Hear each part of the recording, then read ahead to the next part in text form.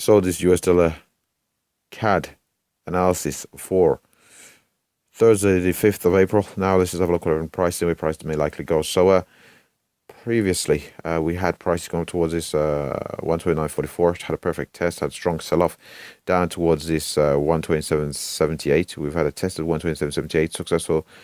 We'd use it as support as a springboard for a test of that 128.39. All these levels have been previously identified. From this 128.39, we've seen this further sell side momentum to retest at 127.78. We successfully broke the 127.78, coming down towards this 127.56, from which we did find support for a test of that 127.78. Now, if we do see this breakdown from this 127.78, we'll see if we do find support again at the 127.56. If we do see, however, a further breakdown in prices from this 127.56, we're then looking for prices to break down towards this 127 level, from which we could see the bullish buy side momentum return, a successful break from which, however, we're looking for prices down towards a 126.70. And if we do break down from this 126.70, the very next level that we are looking at here to the downside would be a move down towards a 126.22.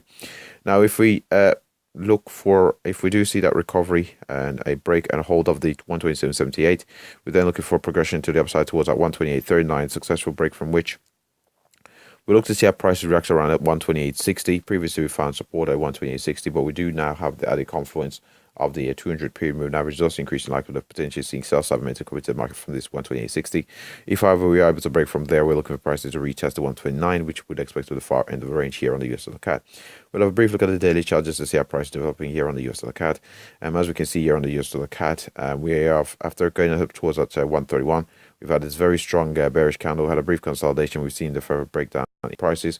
We have potentially what would be a considered potential head and shoulders pattern here. So we are seeing a further breakdown. We'll see how far the retracement goes, where we do retrace all the way down towards that 126.22. And with that said, that wraps up the US dollar CAD analysis. Thanks for watching.